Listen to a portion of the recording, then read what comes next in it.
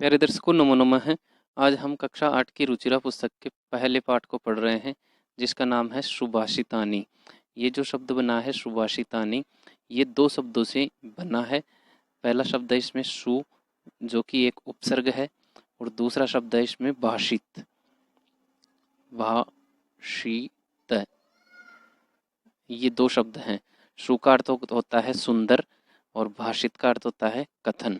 और ये जो भाषित शब्द है नपुंसकलिंग में होता है। जिस तरह से फलम, फले, फलानी के रूप चलते हैं, वैसे ही भाषितम, भाषिते, भाषितानी की तरह से इसके रूप चलते हैं।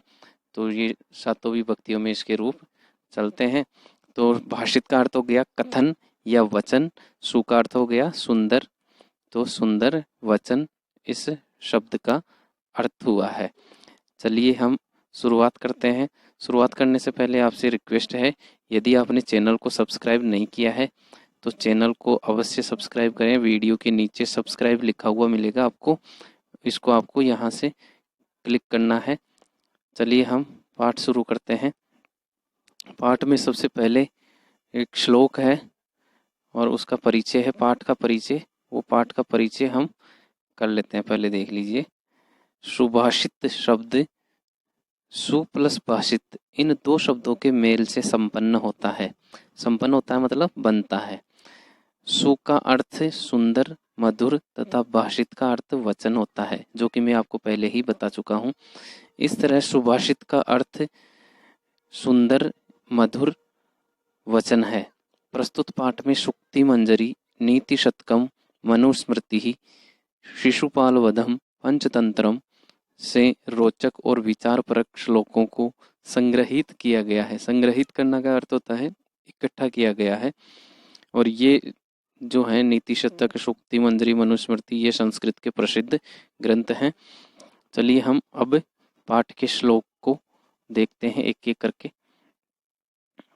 पहला श्लोक है, गुणा गुणज्ञेषु गुणा भवन्ति, ते निर्गुणं प्राप्ये भवन्ति दोषाः, सुस्वादुतो याः प्रभवन्ति नद्यः, समुद्रमासाद्य भवन्ते पेयाः। अर्थात गुणा यानी गुण, गुणज्ञेषु यानी गुणों के जानकार में, गुणा यानी गुण, भवन्ति यानी होते हैं।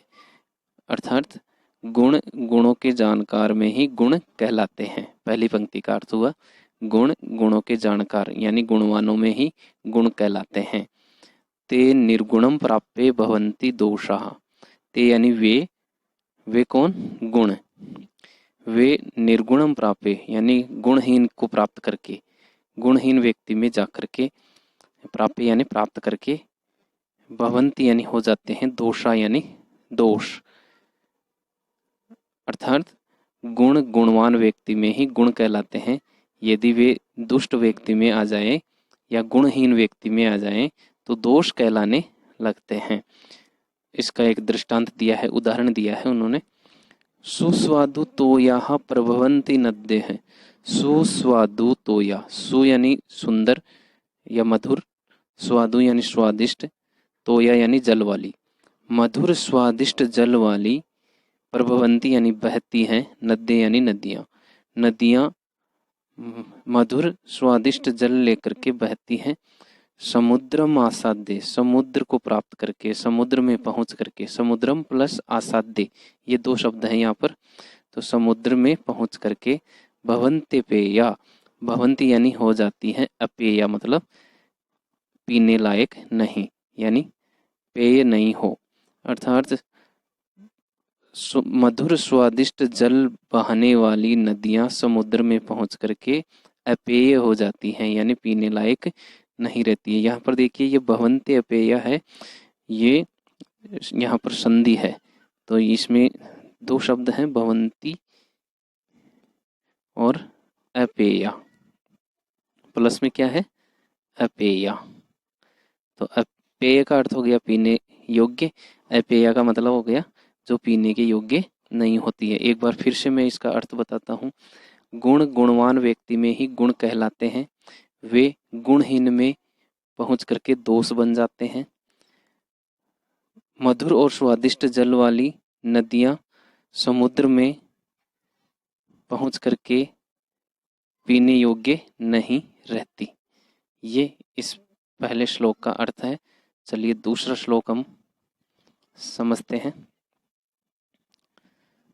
साहित्य संगीत कला विहीन है, साक्षात पशु पुच्छ विषाणहीन है। तृणं न खादन्नपि जीवमान, तद्भागधेयं परमं पशूनाम। साहित्य यानी साहित्य, लिटरेचर जिसे कहते हैं, संगीत यानी गीत, म्यूजिक, और कला यानी आर्ट, विहीन यानी रहित। साहित्य संगीत और कला से रहित, पहली पंक्ति का अर्थ है ये। यानी पहले चरण का अर्थ क्या हुआ? साहित्य संगीत और कला से रहित। साक्षात पशु, साक्षात यानी वास्तव में, पशु यानी पशु होता है, पुच्छ विषाणहीन है, पूंछ और सींग के रहित। बिना पूंछ और सींग का वह पशु होता है, वास्तव में पशु होता है। पुच्छ यानी पूंछ, विषाण यानी सींग। यानी जो व्यक्ति साहित्य संगीत और कला से रहित होता है वह बिना पूंछ और सींग का जानवर होता है। पहली दो चरणों का अर्थ हुआ। चलिए दूसरे का देखते हैं। तृणम न खाद नपि जीवमान। तृणम न खादन, घास न खाते हुए भी, खादन प्लस अपी है यहाँ पर, न खाते हुए भी, अपी का अर्थ होता है भी, जीवमान यानी जीवित रहता हुआ।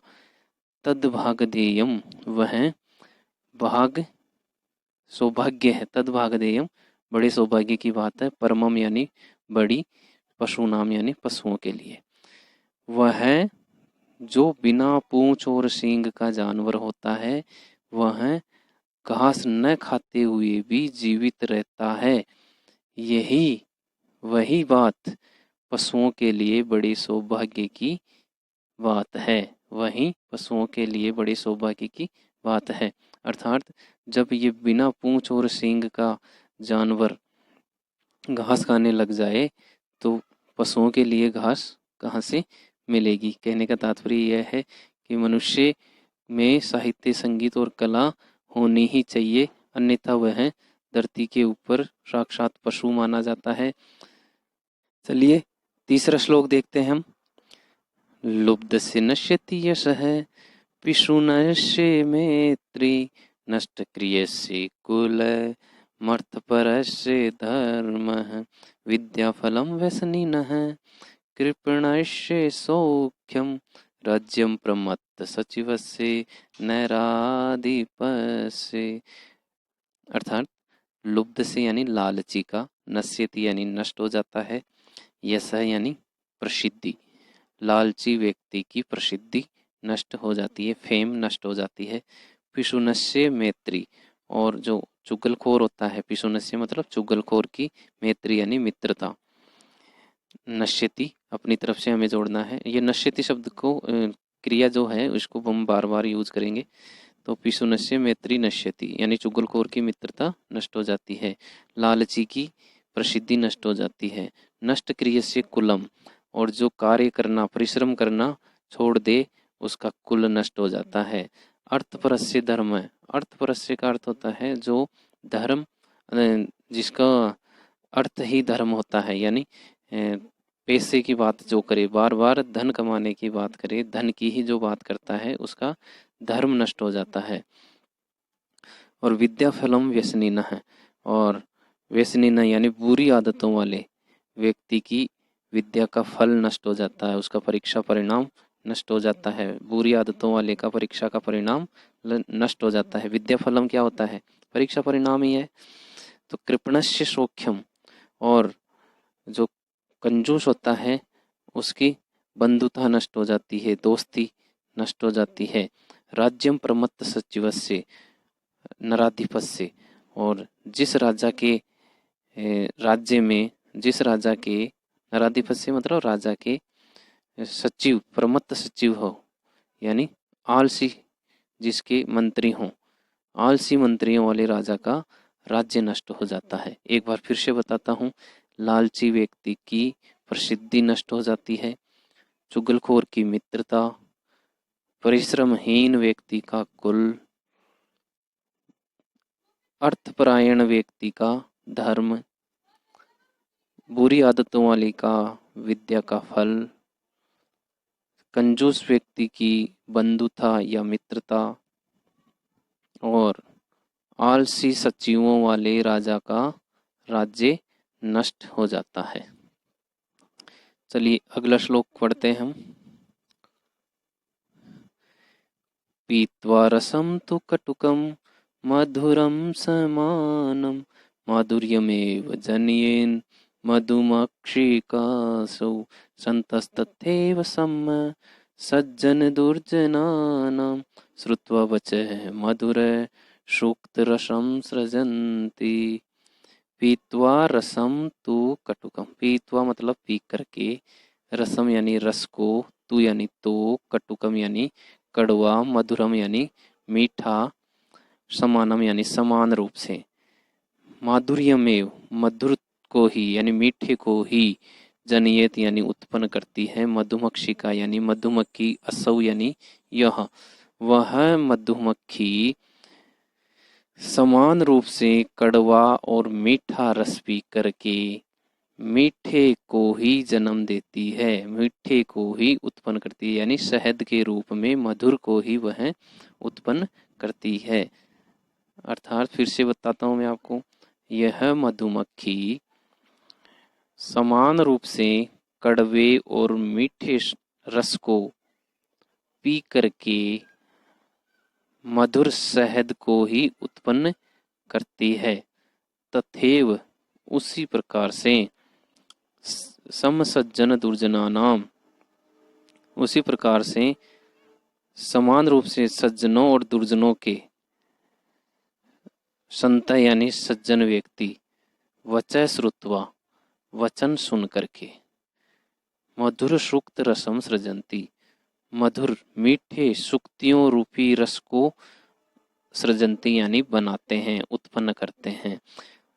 जिस प्रकार से मधुमक्खी कड़वा और मीठा रस पी करके मीठा ही उत्पन्न करती है, उसी प्रकार से सज्जन व्यक्ति भी समान रूप से सज्जनों के और दुर्जनों के वचन सुन करके मीठे सुक्तियों रूपी रस को ही उत्पन्न करते हैं, यानी सुक्तियों रूपी रस को ही वो बनाते हैं, अच्छी बातें ही वो कहते हैं, बुरी बातें वो नहीं कहते, दुर्जनों की जो बातें हैं उनको वो नहीं बताते, सज्जनों की जो बातें होती है उन्हें ही वो प्रकट करते हैं। अगला श्लोक है, विहाय पौरुषम यो हि देवमेवावलंबते प्रासाद सिंहवत्तस्य मूर्धनि तिष्ठन्ति वायसः। विहाय पौरुषम यो हि, विहाय मतलब छोड़ करके, पौरुषम यानी पौरुष को, पौरुष का अर्थ होता है परिश्रम को, मेहनत को, यो यानी जो, ही यानी निश्चित रूप से, देवम यानी भाग्य को, एव अवलंबते, एव यानी ही, अवलंबते यानी सहारा लेता है। जो व्यक्ति मेहनत को त्याग करके केवल भाग्य का ही सहारा लेता है, वह उसी तरह से प्रभावहीन हो जाता है जिस प्रकार से प्रासाद सिंहवत तस्य, जिस प्रकार से प्रासाद यानी महल का जो सिंह होता है, तस्य यानी उसके, मूर्धनि यानी सिर पर, तिष्ठन्ति यानी बैठते हैं, वायसा यानी कव्वे, कव्वे उसके सिर पर उसी तरह से बैठते हैं जिस प्रकार से महल के सिंह के सिर पर कव्वे बैठा करते हैं। अर्थात फिर से सुनिए इसका अर्थ, जो व्यक्ति मेहनत नहीं करता और केवल भाग्य के भरोसे रहता है, वह अपना प्रभाव खो देता है, त्याग देता है। जिस प्रकार से महल का जो शेर होता है उसके सिर पर कौवे बैठा करते हैं, कौवों को उसका प्रभाव बिल्कुल भी नहीं लगता, डर नहीं लगता उनको। चलिए अगला श्लोक है छठा, पुष्प पत्र फल छाया मूलवल्कलदारुभिः धन्यामहीरुहा येषां विमुखान् यान्ति नार्थिनः। यहाँ पर देखिए गलत मिस्टेक है, यहाँ पर विमुखा है ये। तो पुष्प पत्र फल छाया, पुष्प यानी फूल, पत्र यानी पत्ते, फल यानी फल फ्रूट, छाया मतलब छाया, मूल यानी जड़, वल्कल यानी छाल, दारूबी यानी लकड़ी से। पुष्प पत्र फल छाया जड़ छाल और लकड़ी से। महिरुहा धन्य, महिरुहा यानी पेड़ धन्य हैं, ये भाग्यशाली हैं, धन्य हैं। ये शाम जिनके अर्थिन है, यहाँ देखिए न प्लस अर्थिन है तो न यानी नहीं, अर्थिन यानी याचकगण मांगने वाले। विमुखा न यान्ति, विमुख नहीं लौटते यानी खाली हाथ नहीं लौटते। कहने का तात्पर्य यह है कि ये पेड़ जो हैं वो धन्य हैं जिनके यहाँ से याचकगण खाली हाथ नहीं लौटता, क्योंकि ये पुष्प पत्र फल छाया जड़ छाल और लकड़ी से उन्हें तृप्त करते हैं। 7वां देखिए, चिंतनीया हि विपदाम आदावेव प्रतिक्रियाः न कूप खननम युक्तम प्रदीप्ते वह्निना गृहे। चिंतनीय, चिंतनीय है, चिंता करनी चाहिए। ही यानी निश्चित रूप से, विपदाम यानी संकट का, आदावेव, आदावेव मतलब इसका संधि है आदौ प्लस एव, आदौ यानी पहले, एव यानी ही, पहले ही उसका प्रतिक्रिया यानी उसका निराकरण, उसका बचाव सोच लेना चाहिए, विचार कर लेना चाहिए। तो संकट के आने से पहले ही, संकट के आने से पहले ही उसका बचाव सोच लेना चाहिए। क्योंकि न कूप खननम युक्तम, नहीं है कूप खननम कुएं को खोदना, युक्तम मतलब उचित, कुएं को खोदना उचित नहीं है। प्रदीप्ते वह्निना गृहे, घर के प्रदीप्त हो जाने पर, घर के आग से प्रदीप्त हो जाने पर, घर में आग लग जाने पर कुआं खोदना उचित नहीं है। फिर से सुनिए इसका अर्थ, विपदा के आने से पहले ही उसका बचाव, उसका निराकरण सोच लेना चाहिए, क्योंकि घर में आग लग जाने पर या घर की आग से प्रदीप्त हो जाने पर कुआं खोदना उचित नहीं है। ये इस पाठ के श्लोक हुए। अब इसके बाद इसके शब्दार्थ हैं, इन शब्दार्थों को आप पाठ को शुरू करने से पहले ही देख ले तो अच्छा है। और अब इस पाठ के शब्दार्थों को आपको कॉपी में लिखना है। बीच बीच में देखो संधि शब्द भी दिए हुए हैं, इनको भी आप अच्छे से याद करें। चलिए, इधर भी दिए हुए हैं अगले पेज पर भी, इनको आप नोट कर लीजिए। फिर है अभ्यास प्रश्न, पाठ्य दत्तानाम पद्यानाम सस्वरम वाचनम करो, तो जो कि हमने कर रखा है आप कर लीजिए। जैसे जैसे मैंने श्लोक पढ़ाए हैं आप आराम से उनको उच्चारण का अभ्यास कीजिए। दूसरा श्लोक है, इसमें श्लोकांश है, इनको हमें फिल करना है खाली स्थान में। समुद्रम आसाद्य भवन्ते पेय, ये लिखना है, भवन्ते पेय। श्लोक देख करके पढ़ना है। श्रुत्वा वचः मधुरम, वचः मधुर सुक्त रसम सृजन्ति, संतः वचः श्रुत्वा, श्रुत्वा वचः मधुर सुक्त रसम सृजन्ति तद्भागधेयम परमम। आप श्लोक देख करके इनको भर सकते हैं, यहाँ फिर भी मैं आपको हिंट के रूप में लिख देता हूँ। विद्याफलम व्यसनिनः, व्यसनिन यानी बुरी आदतें वाले का विद्या का फल नष्ट हो जाता है। विहाय पुरुषम यो ही अवलंबते देवमेव, यहाँ पर देवम आ जाएगा, देवम यानी भाग्य। चिंतनीय ही विपदाम आदौ, आदौ मतलब शुरुआत में ही, प्रारंभ में ही। चलिए अगला प्रश्न है, एक पदेन उत्तरत, तो एक पदेन लिखत आया है यहाँ पर प्रश्नानाम उत्तराणि एक पदेन लिखा था, एक शब्द में उत्तर लिखना है। व्यसनिना किम नश्यति, तो इस व्यसनिना है विद्या फलम, ये लिखना है आपको, विद्या फलम। कस्य यश नश्यति, लुब्धस्य यश, लुब्धस्य।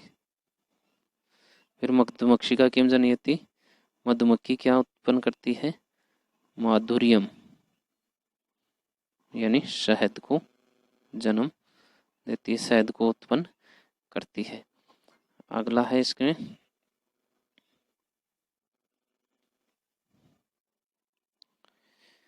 मधुर सुक्त रसम के सृजंती, मधुर सुक्तियों के रस को कौन बनाते हैं, तो संत है, इसमें आ जाएगा। अर्थी न केव्य विमुखा न यान्ति, याचक गण किनसे खाली हाथ नहीं लौटते, विमुख नहीं होते, तो ये महीरुहेव्य, महीरुहेव्य मतलब पेड़ों से, महीरु रुहेव्य, महीरुहेव्य या वृक्षेभ्य लिख सकते हो, वृक्षेभ्य, केभ्य आया ना इसलिए। चलिए अगला प्रश्न है अपना चौथा, अधोलिखित तद्भव शब्दानाम कृत्य पाठात सित्वा संस्कृत पदाने, पाठ में से संस्कृत शब्द लिखना है। कंजूस के लिए कृपण आया है, फिर आया है कड़वा के लिए कटुकम, कटुकम। पूंछ के लिए आया है उच्च है, फिर लोभी के लिए लुब्ध है,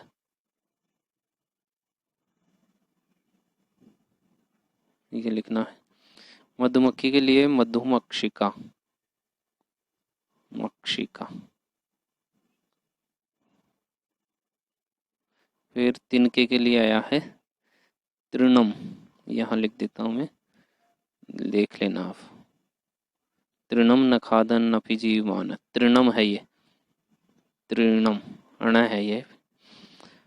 आगे है पांचवा, अधोलिखितेषु वाक्येषु कर्तृपदम क्रियापदम च चित्वा लिखत। कर्तृपद और क्रिया, कर्तृ क्या होता है, कर्तृ होता है कर्ता, सब्जेक्ट बताना है। क्रिया क्या होती है, उसकी वर्ब होती है धातु रूप, धातु रूप बताने हैं। और आपको शब्द बताना है, कर्ता में प्रथमा विभक्ति के शब्द को और धातु रूप को बताना है। तो कर्ता में तो प्रथमा विभक्ति वाला शब्द और क्रिया में धातु रूप, ये दो लिखना है। तो संत है मधुर सुक्त रसम सृजंती, संत है यहाँ पर कर्ता हो गया, सृजंती क्रिया हो गई। निर्गुणम प्राप्य भवंती दोषा, यहाँ पर दोषा शब्द जो है वो कर्ता हो गया और भवंती क्रिया हो जाएगा। फिर गुणज्ञेषु गुणा भवंती, तो गुणा इसमें सब्जेक्ट हो जाएगा और भवंती क्रिया है। फिर मधुमक्षिका माधुर्यम जनियत, तो मधुमक्षिका इसमें सब्जेक्ट हो जाएगा और जनयेत क्रिया हो जाएगी, जनयेत। फिर है पिशुनस्य मैत्री यश है नाशयति, तो ये पिशुनस्य मैत्री सब्जेक्ट हो जाएगा। ये इतना शब्द आपको यहाँ लिखना है। और नाशयति जो शब्द है क्रिया हो जाएगा, नाशयति। इसमें मैत्री शब्द भी आप अकेला लिख सकते हैं, कोई दिक्कत नहीं है। मैत्री इसमें सब्जेक्ट है और नाशयति क्रिया है। नद्य समुद्रम आसाद्य अप्ययः भवन्ति, तो यहाँ नद्य सब्जेक्ट हो जाएगा और भवंती क्रिया हो जाएगा।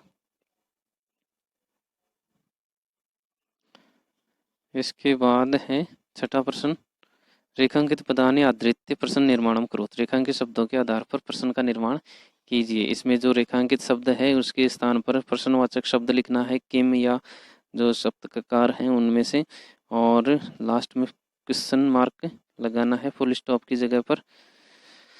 तो बाकी शब्दों को ऐसा का ऐसा लिखना है। तो गुणा की जगह पर हो जाएगा के, किम शब्द का बहुवचन में, प्रथमा के बहुवचन में के होता है। के गुणज्ञेषु गुणा भवंती, और लास्ट में क्वेश्चन मार्क लिखना है। नद्य के लिए हो जाएगा काहा, स्त्रीलिंग में काहा, और लास्ट में प्रश्न चिन्ह। लुब्धस्य का हो जाएगा कस्य, और लास्ट में प्रश्न चिन्ह यशः नश्यति लिख करके। मधुमक्षिका का हो जाएगा का, और फिर क्वेश्चन मार्क मूर्धनी यानी फिर कुत्र या कस्मिन, दोनों में से आप कोई भी लिख देंगे मूर्धनी की जगह पर, और बाकी शब्दों को ऐसा कैसा लिख करके लास्ट में प्रश्न चिन्ह लगा दो। इसी प्रकार से उदाहरणानुसार हम पदानि पृथक कुरु, उदाहरण के अनुसार शब्दों को अलग अलग करना है। जैसे समुद्रम आसाद्य, समुद्रम प्लस आसाद्य, तो आगे जो शब्द दिए हुए हैं उनको भी ऐसे ही करना है। तो कर देते हैं, चलिए। माधुर्यम एव, तो इसमें माधुर्यम ऐसे लिखना है, और एव इधर। अल्पम एव, अल्पम एव। सर्वमेव, सर्वम प्लस एव। देवमेव, देवम एव। महात्मनाम उक्ति, महात्मनाम प्लस उक्ति। फिर लास्ट है विपदाम, विपदाम प्लस आदावेव,